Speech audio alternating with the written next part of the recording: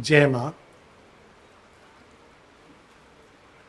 यदि हम संसार को देखते हैं इन आँखों से जो हम लोगों के पास हैं, हम लोग आँख वाले अंधे हैं। आँख वाला अंधा बहुत भयानक होता है क्योंकि उसको पता नहीं होता है कि वो अंधा है। और अगर हम इस संसार को समझने की चेष्टा करते हैं अपनी सीमित समझ, सीमित दृष्टि से, तो स्पष्ट है कि किसी भी प्रबुद्ध मन के अंदर बहुत सारे प्रश्न उठेंगे। और यदि प्रश्न नहीं उठ रहे हैं तो कुछ समस्या है। क्योंकि अगर हम देखते हैं संसार को तो सब तरफ, कम से कम ये बाहर की दृष्टि से जितना देख पाते हैं, हम लोगों को वो बात याद आती है जिसको अपने ढंग से याद आती है, जिसको उद्धव के बारे में सुना होगा सबने। श्री कृष्ण के मित्र हैं, तो वो लिखते हैं, वो अपने अंदाज से इसको प्रस्तुत करते हैं। उधो कर्मन की गति न्यारी। अब वो कर्म का भाग ला रहे हैं, लेकिन विल कम टू दैट। और फिर कहते हैं, उज्जवल पंख दिए बगुले को कोयल के ही विधिकारी। बगला तो छल करता है, मछली खाता है, और उसको तो आपने इतना सुंदर बनाया है। अभी मैं ये नहीं कह रहा हूं कि उजला सुंदर है, ये भ्रांति है। हमारे कृष्ण जी सांवरे सलोने हैं, और द्रौपदी जिसके सौंदर्य के कारण कहां कहां से लोग नहीं आ गए, वो भी सांवली हैं, और हेलेन ऑफ ट्रॉय भी हैं। तो वो एक अलग बात है, लेकिन उनका पद है, उज्जवल पंख दिए बगले को कोयल के ही विधिकारी।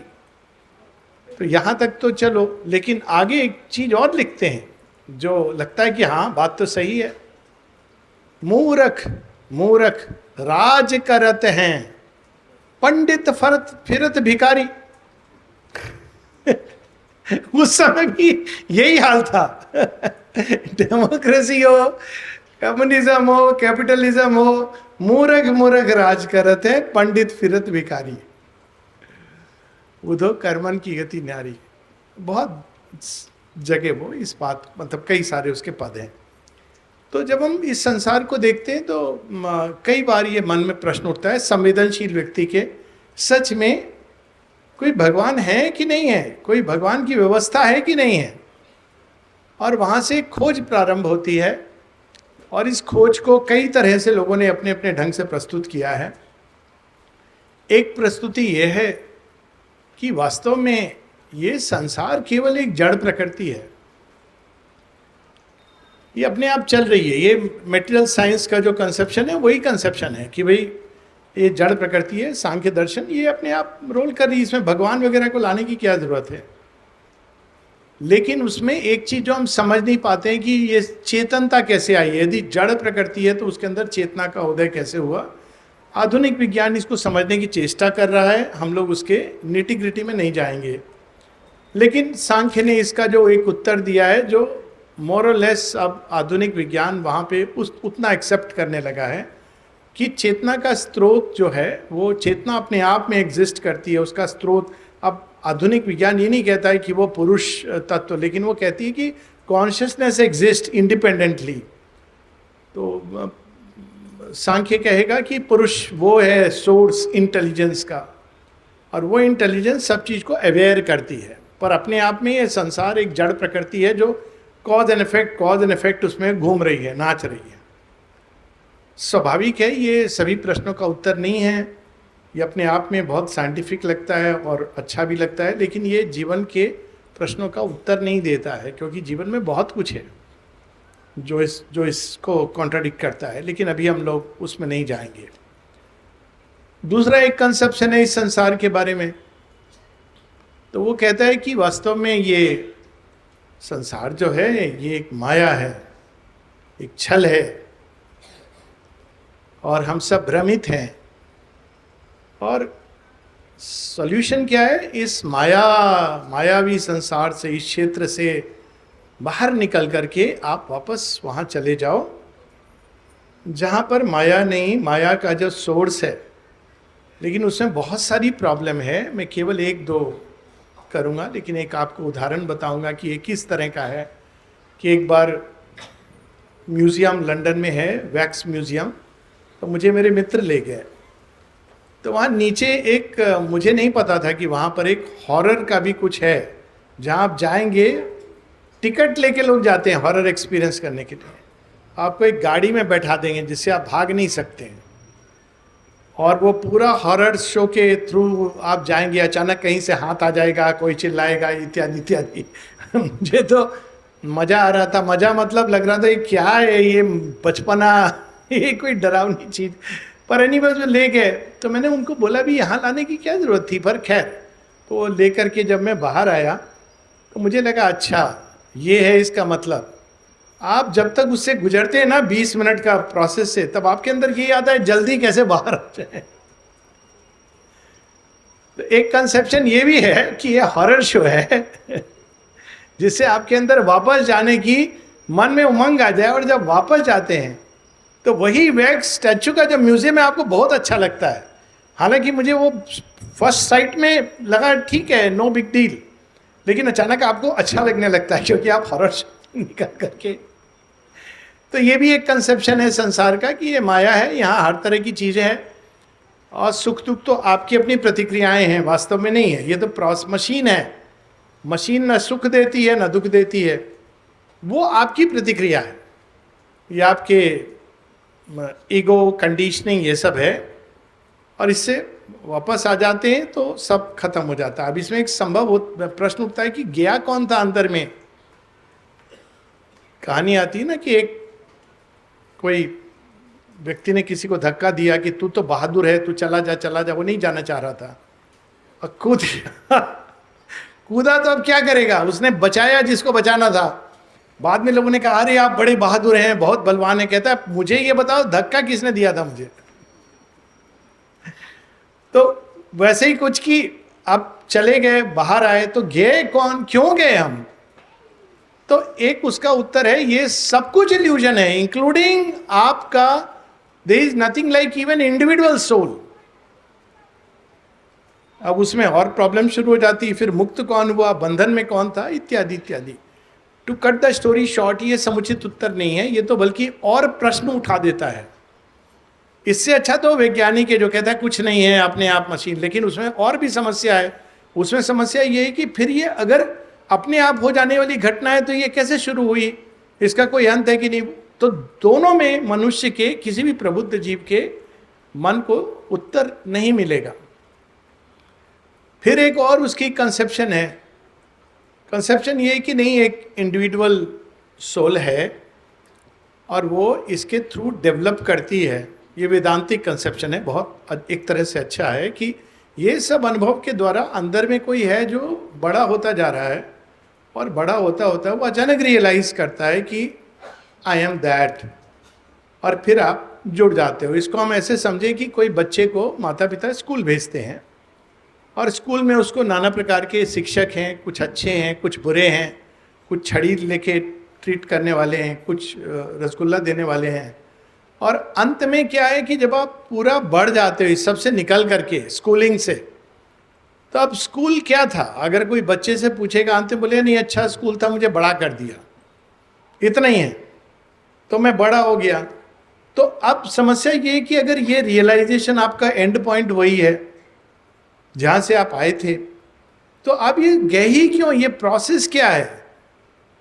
बीज के रूप में डाल के इस कॉम्प्लिकेटेड प्रोसेस से बड़ा होना, तो ये इसका एक तो मूल प्रश्न ये रह जाता है। और भी बहुत सारे प्रश्न हैं जो इसमें जुड़े हुए हैं जो अधूरे रह जाते हैं, लेकिन ये कंसेप्शन है जो आमतौर पर माना जाता है। एक कंसेप्शन है कि एक तो ये है कि ये माया है, एक कंसेप्शन है ये लीला है। अब लीला थोड़ा और सोफिस्टिकेटेड है, उसमें ये आता है कि ये भगवान का खेल है। तो अब उसमें क्या है कि ये भगवान ने रची हुई लीला है, उनका खेल है। और प्रॉब्लम इसमें बस ये है कि ये खेल तब तक तो ठीक है जब तक आपको पता चल जाए कि ये खेल है। आप सोच लीजिए कि एक क्रिकेट मैच चल रहा है या फुटबॉल का मैच चल रहा है, सारे लोग भाग रहे हैं, अचानक कोई आपको धक्का दे दे मैदान में, आपको ना रूल पता है ना कुछ पता है, आप इधर से मारे जा रहे हो, आपको ये भी नहीं पता कि आप किस साइड में खड़े हो। लीला की प्रॉब्लम ये है कि जब हम सचेत हो जाते हैं, संज्ञान हो जाता है कि ये खेल क्या है, इसके रूल्स ऑफ द गेम क्या है, तब तो लीला में मजा आता है। क्योंकि बाद में हम देखेंगे तो वास्तव में फुटबॉल हार और जीत का तो ये पैसे के लिए हैं और लोगों के लिए हैं, पर इसका मजा खेलने मात्र में है। आप हारें या जीतें, खेल से आपका विकास होगा और बाहर में बाद में जाकर के सारे प्लेयर एक दूसरे से हाथ मिला के शेक हैंड करते हैं, पार्टी करते हैं। खाली वो जो लोग देख रहे होते हैं खेल, वो दुखी या खुश होते हैं। तो इस कंसेप्शन में लीला के कुछ हद तक हम करीब जाते हैं कि ये खेल है, आनंदार्थ, आनंद के लिए है। पर स्वाभाविक है कि हम लोग जब खेल ये खेलते हैं, हम लोगों को तो पता नहीं है कि खेल के नियम होते हैं ना, रूल्स ऑफ द गेम क्या हैं, और हम उतने स्ट्रांग भी नहीं है। ज़बरदस्ती कोई आपको फुटबॉल में भेज दे। मुझे बचपन में बहुत क्रिकेट का शौक़ था, लगता था मैं बहुत अच्छा हूँ। एक बार एक स्टेट लेवल टीम वालों ने बोला कि आपको हम देखते हैं, किसी ने ऐसे ही रिकमेंड कर दिया नाम।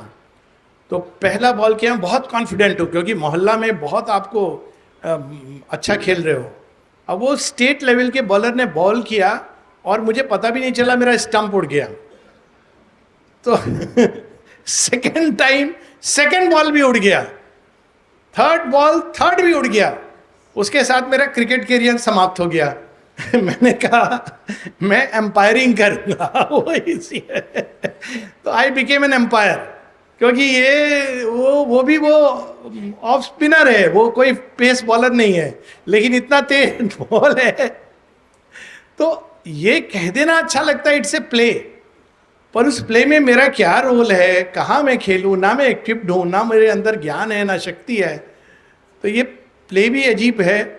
और वो माता जी कहती हैं कि it seems in ignorance like a cruel joke. जब आप कोई अंदर ज्ञान आ जाता है, then you can enjoy the play, कि ठीक है हार जीत असल चीज़ नहीं है, खेल के आगे। पर फिर भी ये भी संतुष्ट नहीं करता है, क्योंकि जब हम जीवन को देखते हैं तो यहाँ पर पीड़ा भी रियल है और ईविल भी है। इसको हम इग्नोर नहीं कर सकते हैं। बहुत लोगों ने इसको इग्नोर करने की चेष्टा की है, और उसका एक स्टैंडर्ड एक्सप्लेनेशन होता है कि इसमें भगवान का कोई लेना देना नहीं है, आपके कर्म हैं ऐसे। अब उसमें भी बड़ी समस्या है। अब कोई अगर ह्यूमन जज आपको फैसला सुनाता है, तो आपको देखिए, इवन ह्यूमन जजमेंट कितने पेज का होता है, कितने विटनेस होते हैं, बाद में वो आपको जजमेंट सुनाएगा। आपकी आधी जिंदगी निकल गई, उसके बाद वो जजमेंट सुनाएगा कि आपको ये अपराध था। यहाँ कैसा जजमेंट है कि आपको पता ही नहीं चलता कि किस बात का। और उल्टा देखते हैं, वो स्वप्न कहानी है श्री अरविंद की, उसमें इस बात को बड़े सुंदर ढंग से बताया गया है। देखते हम क्या है कि दुर्योधन तो राज्य करता है, वो राजा के घर में पैदा होता है, राजा बन के रहता है और मरता भी वो राजा बन के। उसका फ्यूनरल, स्टेट फ्यूनरल नहीं मिलता, वो अलग बात है, लेकिन it is like a king. और पांडव जो वैसे बड़े अच्छे हैं, वो जन्म से जंगल में चले जाते हैं, उसके बाद बीच में जब उनको राज्य मिलता है, फिर जुआ में हार के जंगल में चले जाते हैं।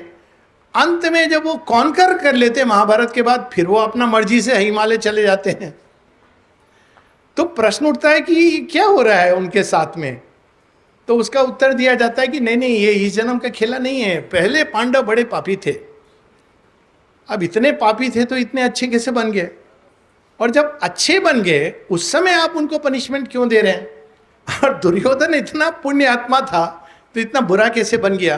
कहने का मतलब ये संक्षेप में कि जितने भी ट्रेडिशनल आंसर्स हैं, उत्तर हैं, कोई भी किसी भी कोई कॉन्शियस मन को, सेंसिटिव संवेदनशील मन को ये सेटिस्फाई नहीं करता है। मान्यता की बात अलग है, मानने वाले कुछ ही मान लें। मानने वाले तो ये भी मानते हैं कि भगवान वास्तव में उसके अंदर करुणा वगैरह नहीं है, वो तो केवल एक अपने मस्ती में खेल खेल रहा है, वहाँ से मानने वाले ये भी मानते हैं। मानने वाले तो ये भी मानते हैं कि मनुष्य को मृत्यु के बाद आपके विश्वास के आधार पर इटर्नल हेल्थ दिया जाता है। तो यहाँ मान्यता की बात नहीं हो रही है, मान्यता एक अलग चीज़ है। लेकिन जानना जो चाहता है कि ये क्या है आखिर अंत में, ये जानना किस लिए जरूरी है। ये जानना केवल बौद्धिक संतुष्टि के लिए आवश्यक नहीं है। बड़ी सिंपल सी बात है कि हम इस संसार में यदि हैं तो हमको पता तो होना चाहिए कि क्यों है, क्या है, इसके पीछे कोई प्लानिंग है कि नहीं है। एक छोटी सी कहानी है कि एक व्यक्ति जू नहीं, सर्कस में गया। तो देख रहा था सर्कस में कि एक तोता साइकिल चलाता है सर्कस में। फिर देखा कि वो बंदर कुछ कर रहा है, कुत्ता जो बोलता है, आज्ञा मिलता है, उसको लेके आ जाता है। बंदर लिख रहा है, उसको बोला ग, तो ग ले आया, बना दिया। बड़ा देख क्या आश्चर्य, कमाल है। फिर वो उसको लेके जाते हैं, वो इंस्पेक्टर है कि देखिए। तो फिर सब अपने अपने पिंजड़े में जाके बड़े खुश हैं। क्यों? उनका काम हो गया, खाने पीने को मिल गया। एक सिंह भी वो फटकारा मिल गया। यही काम चल रहा है सर्कस में। एक सिंह चुपचाप बैठा हुआ वो फेंस को देख रहा है, जो जिसके अंदर ये सारा सर्कस है। तो पूछता है पशुओं की भाषा में, भाई तुम क्या कर रहे हो? ये सब लोग इतना मजा कर रहे हैं, तुम क्यों मजा नहीं करते हो? क्या तुमको मीट नहीं मिलता है? बोला मिलता है। वो भी सब करता हूँ, ये सब कर रहे हैं। तो ये जो बाकी समय क्या कर रहे हो? बोले मैं ये समझने की चेष्टा कर रहा हूँ कि मैं यहाँ आया कैसे, यहाँ से मैं बाहर कैसे जाऊं। ये जो सारा चारों तरफ ये जो लगा हुआ है मेरा तो मन है जंगल में जाके मैं स्वतंत्रता से रहूं, but I don't know how to go, क्योंकि मैं तो इसके अंदर बंद हूं। तो मैं खाली समय बैठ के यही देखता हूं कि how to get out of here. Again प्रश्न वही रह गया, हु पुट यू हियर।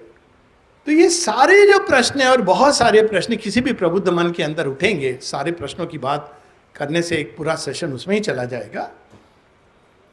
माँ कहती हैं, आपको संक्षेप में बता रहा हूं, माँ एक जगह कहती हैं कि जब मैंने संसार के कंसेप्शन सुने भगवान के अलग अलग, तो मुझे ये लगता था, खासकर सेमेटिक रिलीजन जिसमें वो जन्मी, जूइश वर्ल्ड, क्रिश्चियन वर्ल्ड, मुस्लिम वर्ल्ड जो उनके चारों तरफ था, कहती थी मुझे लगता था कि भगवान वास्तव में ये लोगों ने जो बताया, यदि ये सच है तो वो एक मॉन्स्टर है, असुर राक्षस है।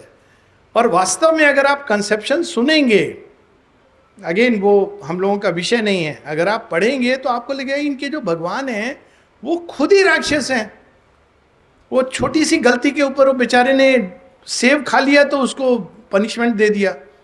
वो कहानी सांकेतिक है, लेकिन उसमें मैं नहीं जा रहा हूँ। लेकिन अगर आप उस कंसेप्शन को सुनेंगे तो लगता है कि ये तो खुद ही राक्षस है, तो वो तो जो कर रहे हैं। तो माँ कहती है, I believe that if there is a god is like a monster. फिर उन्होंने क्या किया जो हम सबको करना चाहिए, कि हमारे कंसेप्शंस के बारे में अलग अलग चीज़ें हो सकती हैं, लेकिन हमको खोजना चाहिए कि संसार का ओरिजिन कुछ है कि नहीं, हमारा कुछ ओरिजिन है कि नहीं।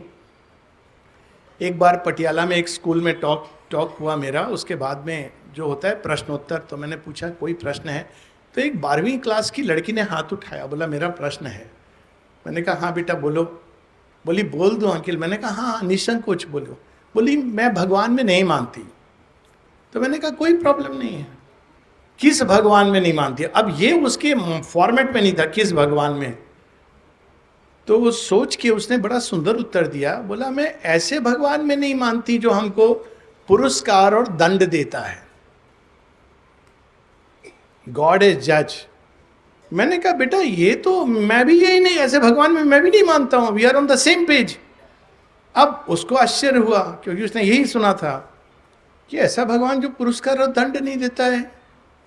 फिर मैंने उससे पूछा अगर तुमको मान लो मानना है तो कैसे भगवान में मानोगी?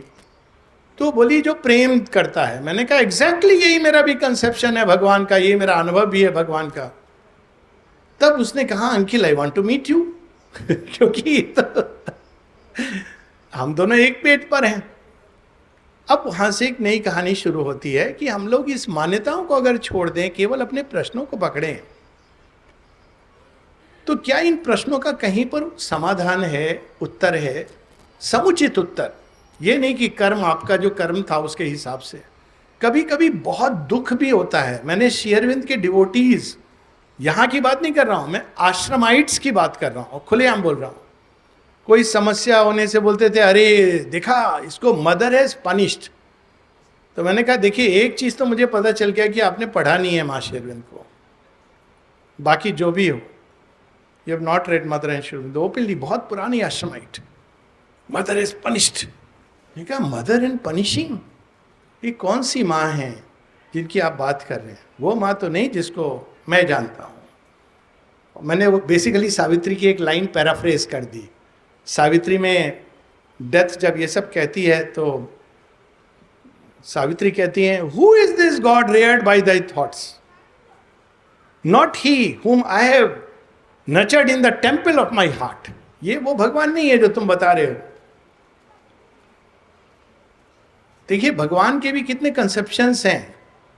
और फिर वो कहती है मेरे भगवान तो वो हैं जो नर्क की अग्नि में उतर आते हैं बचाने के लिए। ये सावित्री की पंक्तियां हैं, बुक 9 कैंट 2 में मिलेंगे कि not he my God sweetly suffers all, नरक में उतर आते हैं बचाने के लिए। ये कौन सा कंसेप्शन है जो तुम्हारा है? और बहुत बार मुझे लगता है कि ये हम लोग जो भगवान इरेक्ट करते हैं, एक बार और एक बड़ी इंटरेस्टिंग स्टोरी है कि कोई व्यक्ति, आश्रम की बात कर रहा हूँ, किसी से उसका झगड़ा हो गया, शायद उसने कुछ पैसे वैसे लिए थे वापस नहीं किए तो गुस्सा आया। गुस्सा होने के बाद उसने क्या किया, रोज जाके वो, माता जी फिजिकल बॉडी में हैं पर शेरविन समाधिस्थ हैं, समाधि पर जाके प्रे करता था, इसका बुरा हो जाए, इसको सजा मिलनी चाहिए, इसका कर्म का सजा मिलनी चाहिए। अब वो देख रहा है कि वो तो प्रॉस्पर करता जा रहा है, वो आदमी और बढ़िया होता जा रहा है, माने बढ़िया मीन्स और राज्य कर रहा है। तो एक दिन उससे रहा नहीं गया, उसने माँ से पूछा, माँ ये क्या है, क्या हमारी बात सुनी जाती है? तो माँ तो जानती थी, खेल था उनका।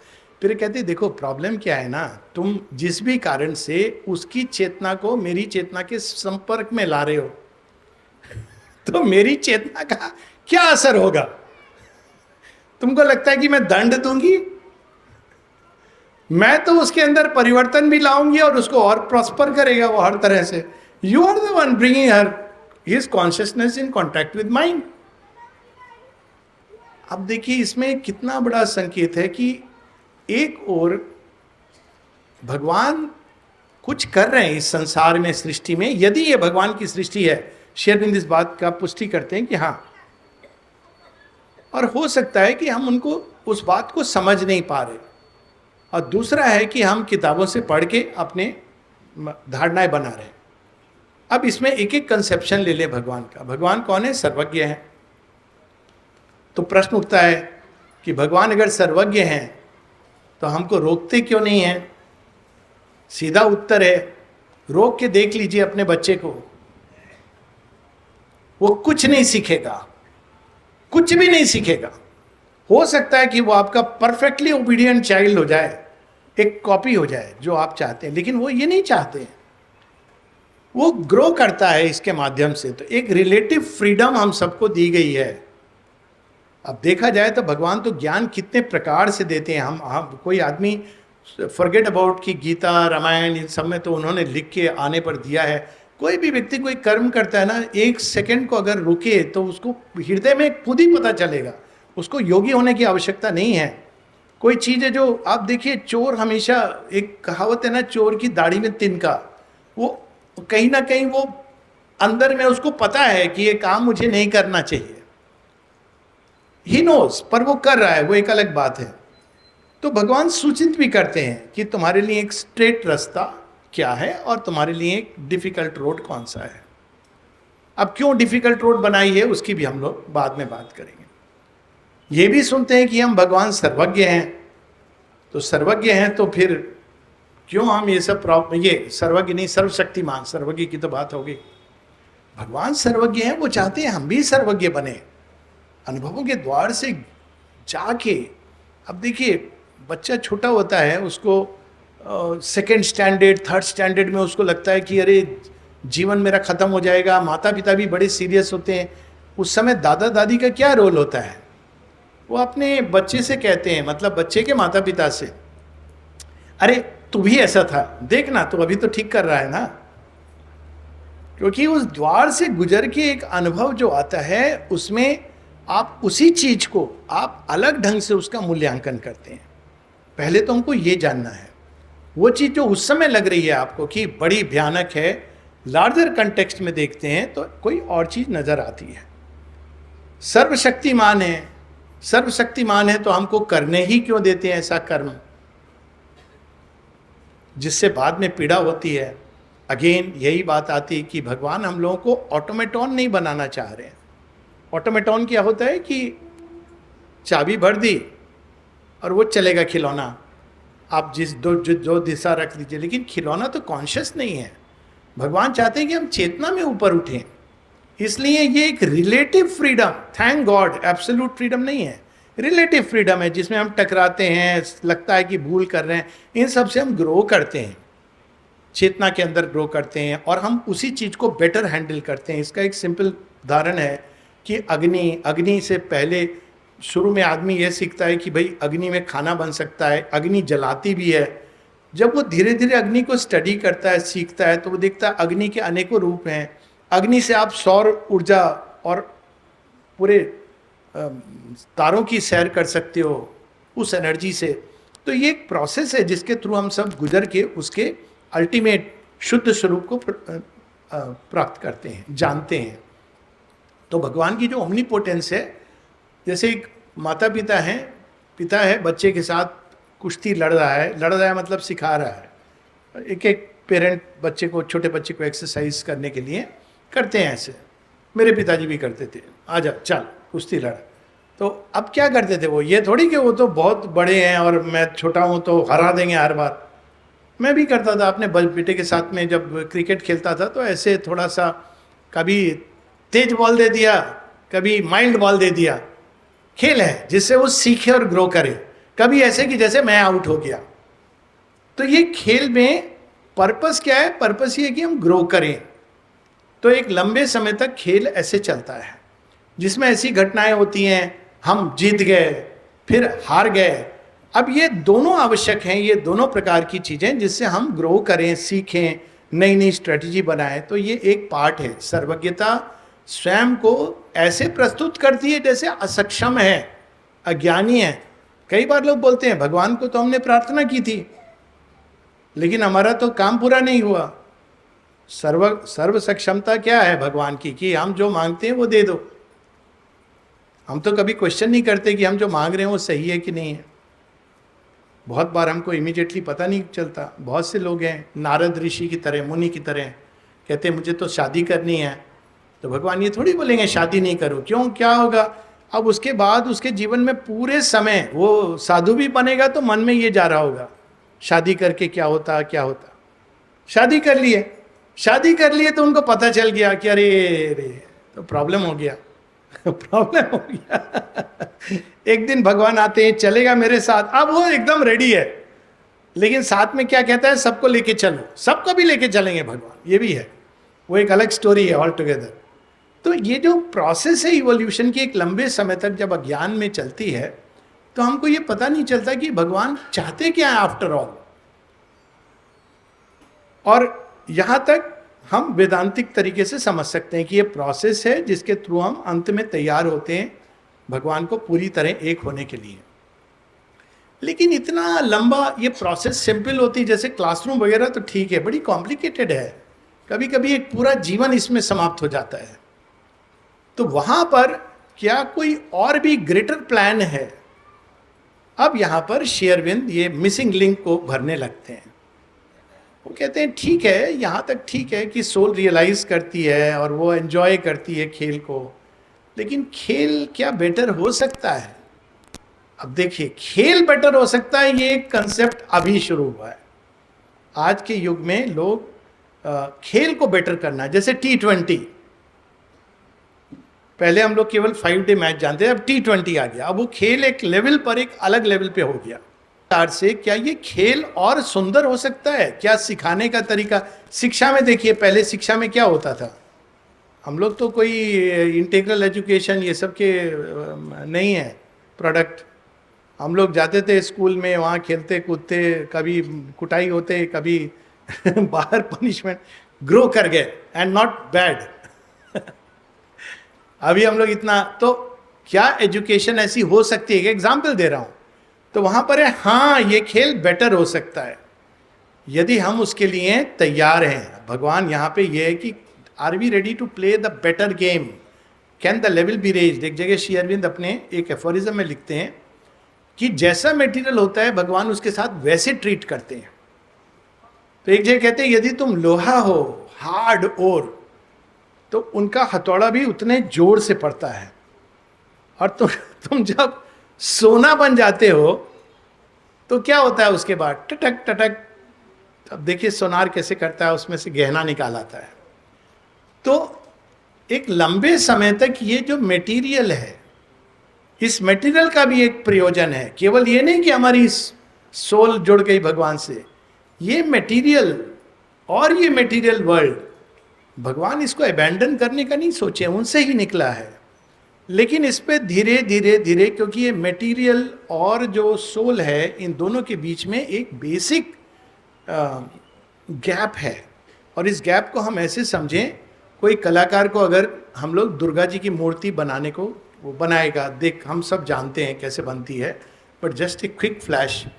तो कलाकार क्या करते हैं, जो बना रहे मूर्तिकार, वो पहले तो मूर्ति के लिए मिट्टी लाते हैं। कहाँ कहाँ से लाते हैं? 29 या 21 जगह से लाते हैं, इंक्लूडिंग ए ब्रॉथल, वहाँ से भी लाते हैं, सब जगह से मिट्टी लाते हैं। वो एक सिंबॉलिक रिप्रेजेंटेशन है।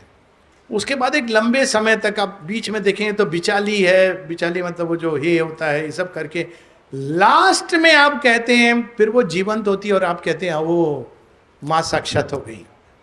तो एक लॉन्ग प्रोसेस होती है। मटेरियल भी अब यहाँ मटेरियल से डिस्कनेक्टेड नहीं है। अब इसका कैसे अप्लाई करता है रियल लाइफ में? सबसे पहले हमारे अंदर कोई भी चेंज आना हो, जो चेंज श्री अरविंद लाना चाह रहे हैं, पहले वो एक कंसेप्शन के रूप में मनुष्य के मन में, प्रबुद्ध मन में, या उसके हृदय में भावों के रूप में जन्म लेगा। ठीक वैसे जैसे कलाकार माँ दुर्गा की प्रतिमा बनाता है, तो सबसे पहले कहाँ बनाता है? वो उसके हृदय में प्रतिमा होती है।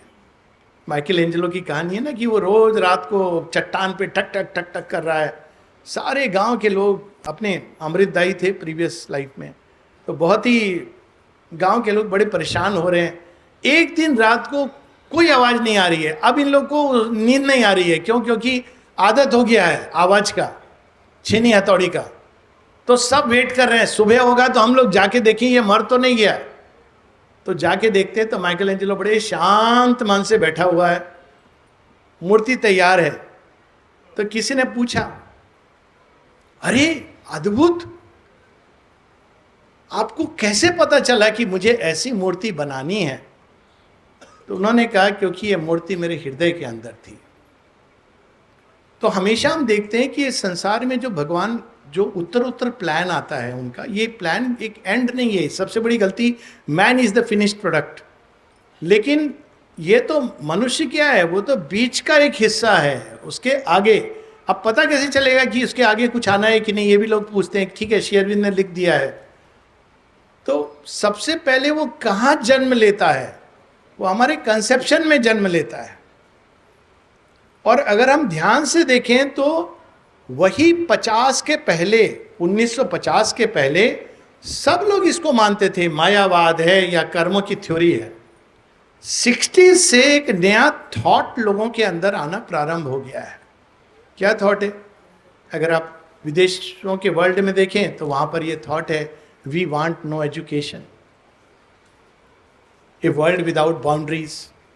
और अगर भारत में देखें तो देखिए गाने के रूप में प्रख्यात गीत आया था, आज चल के तुझे मैं लेके चलूं एक ऐसे गगन के तले, आंसू भी ना हो गम भी ना हो, जहाँ प्यार ही प्यार चल पले। अब एक नया थॉट मनुष्य के इमेजिनेशन और हृदय के अंदर जन्म ले चुका है। कैसे जन्म लिया है नहीं जानते, माता पिता में नहीं है, बच्चों के अंदर है। इससे भी प्रॉब्लम हो रही है, क्योंकि माता पिता का फॉर्मेट पुराना है, बच्चों के अंदर ये नया फॉर्मेट आ गया है। वो इस वर्ल्ड में परफेक्शन चाहते, नहीं तो वो they don't believe in God. उनको आप बोलेंगे वो वाला भगवान, उनको विश्वास नहीं है, क्योंकि वो यहाँ पर देखना चाहते हैं उस परफेक्शन को।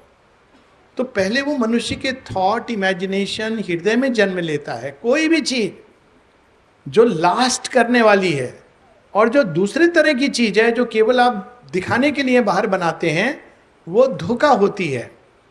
आपको शायद पता होगा, एक बड़े फेमस राम रहीम बोल के संत कहते हैं लोग, सेंट, वो जेल चले गए। उनके जो आश्रम, सो कॉल्ड आश्रम है, उसमें ऑरोविल की तरह एक रेप्लिका लगा हुआ है, जिसमें 7 वंडर है बीच में। मतलब उन्होंने उसको एक इमिटेशन किया है।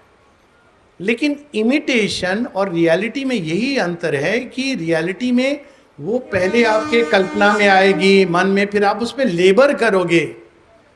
और इमिटेशन क्या होता है, आपने कहीं से उठा करके बना दिया, लेकिन वो रियल नहीं है। तो भगवान इमिटेशन में नहीं विश्वास करते हैं, वो रियल। तो हमारे अंदर जो अभी जीवन के बारे में, समाज के बारे में, संसार के बारे में, जो हम सबके अंदर अभीप्सा के रूप में या केवल एक कल्पना के भी रूप में, विचारों के रूप में जो चीजें आ रही हैं, जैसे आजकल एक चीज आने लगी है कि क्या मनुष्य का जीवन डेथ पर कॉन्क्वेस्ट हो सकती है। ये फिजिकल डेथ पे कॉन्क्वेस्ट इवन वैज्ञानिकों के अंदर, हार्ड कोर मेडिकल साइंटिस्ट के अंदर आ गई है। कैसे, उसकी चर्चा मैं नहीं कर रहा हूँ, बहुत बड़ा विषय हो जाएगा। लेकिन वो चीजें पहले हमारे थॉट, इमेजिनेशन, फीलिंग्स, इसके अंदर आ रही हैं। इसीलिए आजकल बहुत सारे बच्चे हैं वो अरेंज मैरिज नहीं करना चाहते हैं, क्योंकि हालांकि ये नहीं कि लव मैरिज में खुश होंगे, नहीं होंगे, ह्यूमन नेचर इम्परफेक्ट है, लेकिन उनको एक वर्ड है जो उनको कैच कर गया है, प्यार हो गया है और उसमें जाना चाहते हैं, वो उस अनुभव के द्वार से। अब प्रारंभ हुआ है, धीरे धीरे धीरे धीरे वो प्यार क्या होता है इसको समझेंगे, ट्रू लव की ओर बढ़ेंगे। लेकिन ये प्रोसेस ऐसे प्रारंभ होती है। तो प्रोसेस कहाँ ले जाएगी? क्या कोई मास्टर प्लान है भगवान का? बिल्कुल है। और श्री अरविंद ने इसको पूरे डायग्रामेटिकली रिप्रेजेंट किया है। मास्टर प्लान को समझने से बहुत सिंपल है एक तरह से। क्या कह रहे हैं श्री अरविंद? मोस्ट लॉजिकल चीज, ये जड़ तत्व संसार क्या है? ये भी भगवान है, भगवान इसके अंदर छिपे हुए हैं। हमारे उपनिषदों में भी इसको ऐसे कहा गया है, अन्नम ब्रह्मेति, प्राणम ब्रह्मेति, मन ब्रह्मेति, विज्ञानम ब्रह्मेति, आनंदम ब्रह्मेति। भगवान ही है जो ये बन गए हैं। दिखते तो नहीं, समझ नहीं आते, हाँ, लेकिन आप देखो इसके अंदर पॉसिबिलिटी क्या क्या है।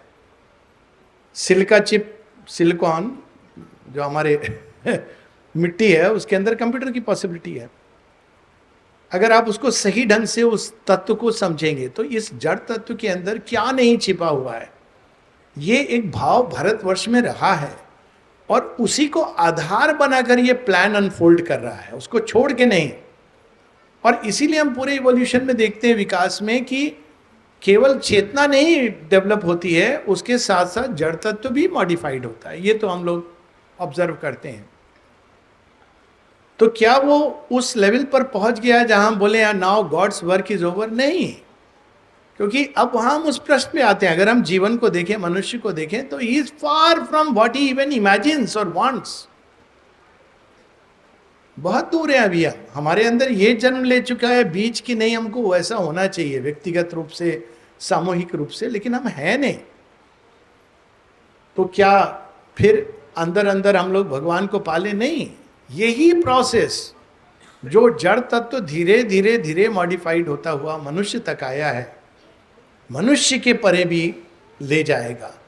कहाँ ले जाएगा? वहाँ श्री अरविंद पूरा अपना एक मैप अनरोल्ड कर देते हैं हम सबके लिए, कि देखो मैं ही हूँ जो मिट्टी बन गया हूँ, मैं ही हूँ जो प्राण बनता हूँ, मैं ही हूँ जो मन के अंदर विकसित होकर प्रश्न करता हूँ, और मैं ही हूँ जो उसका उत्तर बन के उच्च चेतना से तुम्हारे अंदर प्रवेश करता हूँ। मैं ही हूँ जो तुम्हारे हृदय के अंदर विराजमान है, जो तुमको ले जाता है इस सारी प्रोसेस के थ्रू। और भी बहुत कुछ मैं हूँ जो तुम अभी मन से कंसीव भी नहीं करते। अगर हम डिवाइन प्लान को देखें तो वहाँ से वो प्रारंभ करते हैं कि एक है, उस एक से दो ईश्वर और शक्ति, और उसके बाद धीरे धीरे सुप्रामेंटल भगवान का वो जो क्रिएटर का एस्पेक्ट है। उसके पहले तो सच्चिदानंद, सत पुरुष, चित तपस, शक्ति और आनंद आपस में दे आर वेरी हैप्पी। सतलोक, चिदघन लोक, तपोलोक, आनंद लोक। लेकिन वो चाहते हैं, कौन चाहता है? आनंद, जो उनका साथ का बच्चा है। ये एक इमेज है, सत और चित, ईश्वर और शक्ति के मिलन से आनंद का जन्म हो रहा है। आनंद क्या कह रहे? आनंद इज लाइक बेबी कृष्णा। वो कह रहे, मम्मी पापा, मेरे को खेलने के लिए बहुत बहुत कुछ चाहिए, मेरे जैसे। एक भजन है ना, काना मांगे खेल खिलौना मातु यशोमती मैया से। तो आनंद के ही विस्तार के लिए सुपरमाइंड क्या है? उन्हीं एक का जो क्रिएटिव पावर है, क्रिएटिव नॉलेज है। क्रिएटिविटी हटा दीजिए। जैसे एक व्यक्ति है जो शांत बैठा हुआ है, वही व्यक्ति जब लिख रहा है तो क्या दो अलग है? एक ही है।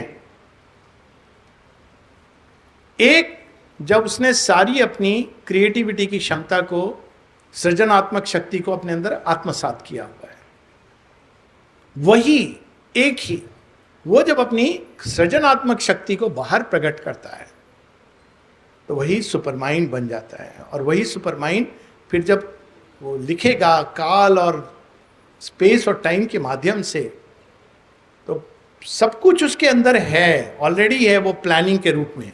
व्यास ऋषि से कोई रोक करके पूछता कि आप बताइए, आप इतना भयंकर चीज जो दिखा रहे ना, दुशासन वाला चीर हरण, ये तो सेंसर बोर्ड काट देगा, आप ये क्या कर रहे हैं?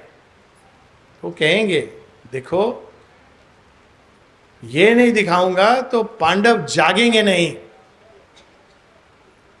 तो द्रौपदी का क्या होगा? मैं बचा लूंगा, चिंता मत करो। और बाद में जब वो पूरा सीन डेवलप होगा, पूरी महाभारत आएगी, तो महाभारत के अंत में क्या रहता है? कृष्ण कृष्ण कृष्ण कृष्ण कृष्ण। और ये सारा जो विस्तार है, वही कहानी, ये संसार की कहानी है। वो एक जो अनेकों अनेकों रूप में बनना चाह रहा है, बन रहा है। एक बड़ी सुंदर एक कवि की पोयम की 2 लाइन है, आमार एके कृष्णा मन भरे ना, हमी अनंत कृष्णा डूबे चाहिए। So each one has to become the same divine in, not only अंदर में, अंदर वाला पार्ट वेदांत समझा देता है, लेकिन प्रकृति में, हमारी चेतना में। गीता कहती है एक परा प्रकृति है भगवान की और एक निम्न प्रकृति है। हिंट देती है कि निम्न प्रकृति में भी मैं हूं, जो वो पूरा डिस्क्राइब करती है, गंधों में मैं ये हूं, रस में ये हूं, उसमें भी मैं हूं। लेकिन वो बस आगे की बात नहीं बताती है कि एक दिन तुमने जो ये निम्न प्रकृति धारण की हुई है, माइंड लाइफ बॉडी की, एक दिन तुम भी इसी प्रकार परा प्रकृति को धारण करोगे। और तब हम पूरे खेल का, तब हम लोग भी कहेंगे श्री अरविंद की तरह, at last I find a meaning of soul's birth into this universe terrible and sweet. ये भी है, खाली टेरिबल नहीं है। कितना भी दुखी हो व्यक्ति, बोलिए अच्छा यमराज से हम टिकट मंगा दें, हमारा 60 गांठ है, बोले ना ना ना, अभी बेटा का शादी देखना है। Into this universe terrible and sweet, I who have felt the hungry heart of earth, aspiring beyond heaven to Krishna's feet. तो दुख क्या करता है? दुख हमको हमारे अंदर नचर करता है उस प्यास को।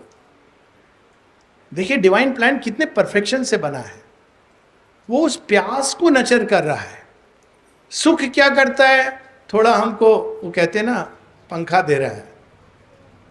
दोनों के द्वार से गुजर करके हम तैयार होते हैं। क्या, किस लिए?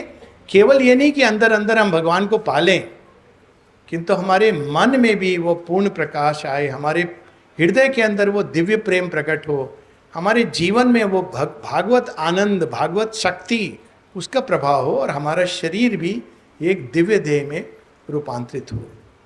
और ये लॉजिक भी है, क्योंकि यदि ये जड़ तत्व तो भगवान ही ये बने हैं, तो अंत में उसकी नियति क्या होगी? यही होगी कि वो जड़ तत्व भी दिव्य बनेगा। उसके अंदर भगवान छिपे हैं तो वो अपने आप को प्रकट करेंगे। यही हम देखते हैं, नरसिंह अवतार की भी कहानी है, लेकिन उसमें जड़ तत्व टूट जाता है। तो ये प्रोसेस चल रही है जिसमें धीरे धीरे अपने अंदर भगवान को प्राप्त करना, ये तो पहला स्टेप है जो वेदांत हम लोगों को कह चुका है। लेकिन इस प्रकृति के अंदर बहुत सारी संभावनाएं हैं, उनको भी प्रकट करना, उनको भी ऊपर तक उठाना, और अंत में ये देह को भी पूरी तरह दिव्य बनाना। क्यों? क्योंकि उसमें भी भगवान हैं और उसमें भी भगवान का पूरा जागरण, जैसे माँ दुर्गा की प्रतिमा अंत में उसी मूर्ति के अंदर में माँ दुर्गा को स्थापित किया जाता है। ये पूरी एक प्रोसेस है। ये बहुत लंबा विषय है, एक्चुअली 1 हफ्ते का विषय है, पर अब मैं रुकूंगा। जय माँ, जय माँ।